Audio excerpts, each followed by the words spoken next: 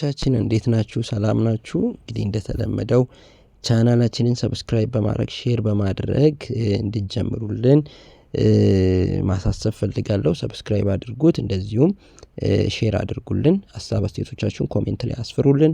ወደ መረጃዎች ነው የምናልፈው። እንግዲህ የአንጋፋው ድምፃዊ ነዋይ ደበበ አነጋጋሪ ምላሽ በዚህ ሳምንት መነጋገሪያ ሆኗል። አንጋፋው ድምፃዊና የዜማ ደራሲ ነዋይ ደበበ በቅርቡ ለታላቁ የኢትዮጵያ ህዳሴ ግድብ ምረቃ ላወጣው ነጠላ ዜማ እና ከዓመታት በፊት ደግሞ ለቀድሞ ጠቅላይ ሚኒስትር መለስ ዜናዊ ህልፈት አውጥቶት ስለነበረው የለቅሶ ዜማ እንግዲህ አዳዲስና አነጋጋሪ አስተያየቶችን ሰጥቷል። ባሳለፍነው ሳምንት ነዋይ በአርትስ ቲቪ እንግዲህ ከአርቲስት አዳነች ወልደ ገብርኤል ጋር ባደረጉ ቃለ መጠይቅ ለ120 ሚሊዮን ህዝብ ክብርና እንደ አንድ የጥበብ ሰው ለአባይ ግድብ ለመስፈን ስለቻለ ደስ ተሰኝቶ እንግዲህ በ3 እና በ4 ቀናት ውስጥ እንግዲህ የተቀነባበረ አዲስ ስራ ለምረቃው ማድረሱን ተናግሯል። ስራው በፍጥነት የተሰራ ቢሆንም በጥራት ለበዓሉ መድረሱን እንግዲህ የገለጸው ድምፃዊው ለዚህ ስራም ጠቅላይ ሚኒስትር ዶክተር አብይ አህመድ እንግዲህ ምስጋና እንዳቀረቡለት ገልጿል። በሌላ በኩል የቀድሞ ጠቅላይ ሚኒስትር መለስ ዜናዊ ሲሞቱ ለዘፈነው የለቅሶ ዜማ ሲጠየቅ ሰው ይቅርና ወፍም ሲሞት ኢትዮጵያዊ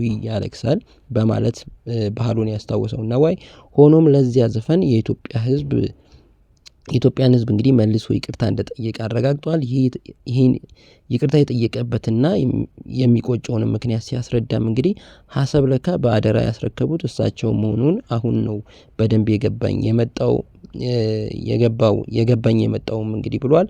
በተለይም የቀይ ባህር ጉዳይ እንደሚቆጨው ሲገልጽ ቀይ ባህርን የሚያክል ትልቅ ሀብት ግመል ይጠጣበት ብለው ሰጥተዋል የሚለው በወቅቱ ብረዳ ኖሮ እንግዲህ ውስጤ ቢኖር ኖሮ ያን ዜማ አላወጣውም ነበር ሲል እንግዲህ በቁጭት ተናግረዋል። ድምፃዊ አክሎም ለተለያዩ ድምፃውያን ግጥምና ዜማ በመስጠት የሚታወቅ ሲሆን እስካሁንም ለሰዎች የሰጣቸው እንግዲህ ለተለያዩ ዘፋኞች የሰጣቸው ስራዎች እንግዲህ በቁጥር 150 እንደሚደርሱም እንግዲህ በዚሁ ቃለ መጠይቅ ላይ እንግዲህ ጠቁመዋል ማለት ነው።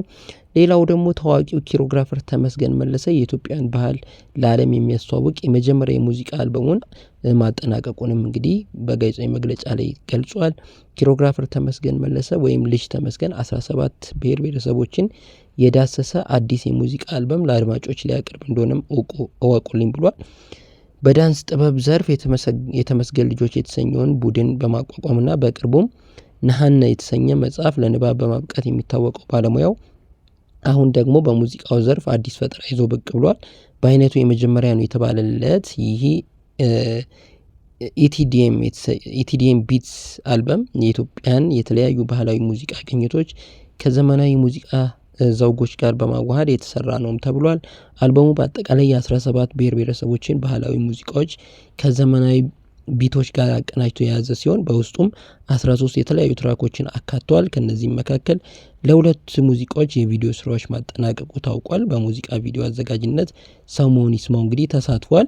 የአልበሙ ዋና ዓላማ የኢትዮጵያን እምቅ ባህል የሙዚቃ ሀብት ለዓለም አቀፍ የሙዚቃ ኢንዱስትሪ ማስተዋወቅና የባህል ውክልናን ማሳየት እንደሆነ ተገልጿል።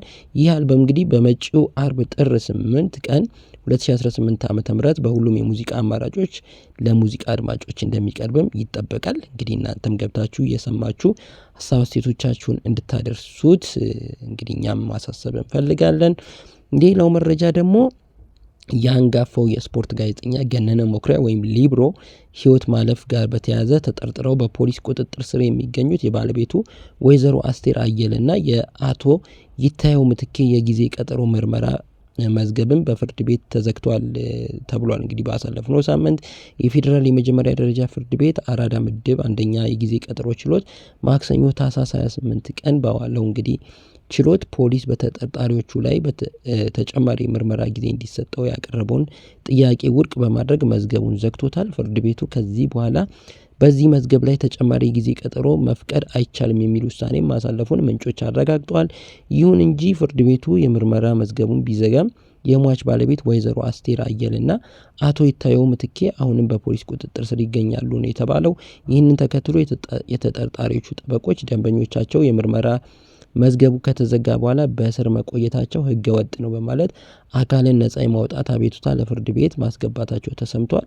ጋዜጠኛ ገነነ መኩሪያ ከዚህ ቀደም ባጋጠመው የጋንግሪን ህመም ምክንያት የቀኝ እግሩን ያጣ ሲሆን ይህን ተከትሎ በድብርትና ከሰዎች በመራቅ ዋካንዳ በተባለ ሆቴል ውስጥ ያርፍ ነበር። ጥር 12 ቀን 2016 ዓ.ም በዚህ ሆቴል ህይወቱ አልፎ የተገኘ ሲሆን ከወራት በኋላ ቤተሰቦቹ በጋዜጠኛው አሟሟት ላይ ጥርጣሬ እንዳላቸው በመግለጻቸውና ሚዲያዎችም ቀጥተኛ ምስክር አለ ብለው መዘገባቸውን ተከትሎ ፖሊስ ምርመራ ሲያደርግ ቆይቷል።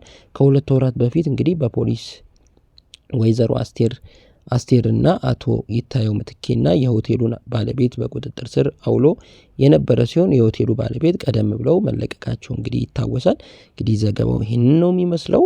እንግዲህ ገነነ እናውቋለን። በጣም ታዋቂ ጋዜጠኛ ነበር። አሟሟቱን በጣም ያሳዝናል። ለማንኛውም አንዱ መረጃ ይሄ ነው። የመጨረሻ መረጃ የምናደርገው እንግዲህ ባሳለፍነው ሳምንት በሆሊውድ በተካሄደው የኤኤአርፒ ሙቪስ ፎር ግሮንስ አፕስ አዋርድ ላይ ስነ ስርዓት ላይ እንግዲህ ታዋቂዎቹ ተዋናዮች ሻሮን ስቶን፣ ላውረን ድሬን እና ካቲ ቤት ከዚህ ዓለም በሞት የተለዩ እናቶቻቸውን በመድረክ ላይ ባስታወሱበት ወቅት ስሜታዊ ድባብ ተፈጥሮ እንደነበር ሰምተናል። ምንም እንኳን እንደ ጆርጅ ክሉኒ እና አዳም ሳንድለር ያሉ ተዋናዮች በእርጅና ዙሪያ ቀልዶችን በመወርወር ታዳሚውን ለማዝናናት ቢሞክሩም የዝግጅቱ አጠቃላይ ድባብ ግን በቅርብ ጊዜ በተከሰቱ የሀዘን ክስተቶች ላይ እንደነበር እንግዲህ ተገልጿል። የ67 ዓመቷ ሻሮን ስቶን ሃምኔት የተሰኘውን ፊልም በቤስት ፒክቸር አሸናፊ መሆኑን ለመግለጽ ወደ መድረክ በወጣችበት ወቅት እንባዋን መቆጣጠር አልቻለችም ነው የተባለው። እናቷን እንግዲህ እንደ አውሮፓውያን አቆጣጠር ማርች 2025 ያጣችው ስቶን ሁላችንም በማጣትና በሀዘን ውስጥ ባለንበት በዚህ ክፍለ ውስጥ የሀዘኑ ስሜት በቃላት ሊገለጽ የማይችል ነው ብላለች።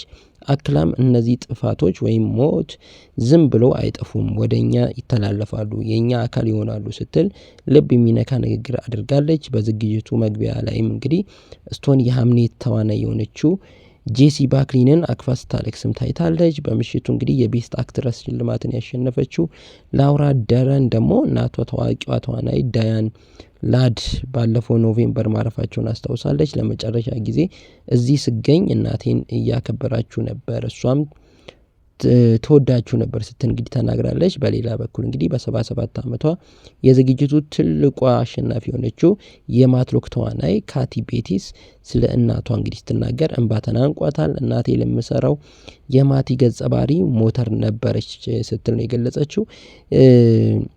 እናቷ እንግዲህ ጠበቃ መሆን ትፈልግም እንደነበርና ለልጆቿ ስትል እንግዲህ መስዋዕትን መክፈሏን መስክራለች።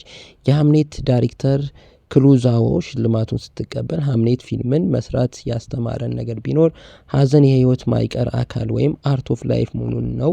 ሀዘናችን በጥልቀት በተሰማን ቁጥር የመወደድ እና የማዘን አቅማችን ያድጋል ስትል እንግዲህ መልእክቷን አስተላልፋለች። እንግዲህ እኛም ሀገር እናቶቻችን ምን ያክል ለእኛ የተለያዩ የመስዋዕትነትን እንደሚከፍሉ የምናውቀው ነገር ነው። እንግዲህ እዛም እንግዲህ እነ ሻሮን ስቶንን ጨምሮ ታዋቂዎቹ የሆሊውድ ስታሮች እንግዲህ በእናቶቻቸው ህልፈት ምክንያት ምን ያክል የድብርት ወይም የሀዘን ስሜት ውስጥ እንዳሉ በዚህ ሽልማት ስነ ስርዓት ላይ አጋርቷል ማለት ነው። ቤተሰቦቻችን አብራችሁን ስለነበራችሁ እናመሰግናለን።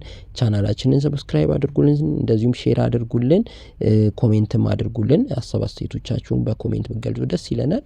እንደዚሁም ሀበሻ ጣዕምን የሬዲዮ ፕሮግራማችንን ማለት ነው ዘወትር እሁድ ከ8 እስከ 9 በአራዳ ኤፍኤም 95.1 ላይ በቀጥታ ከኛ ጋር እንድታደምጡ እንጋብዛለን። በመላው ዓለም ያላችሁም በwww.aradafm.com እንደመጣለን። እንደዚሁም ሀገራችንም ያላችሁ በ95.1 ፍሪኩዌንሲ ከኛ ጋር እንግዲህ ፕሮግራሙን አብራችሁ እንድታደምጡ እንጋብዛለን።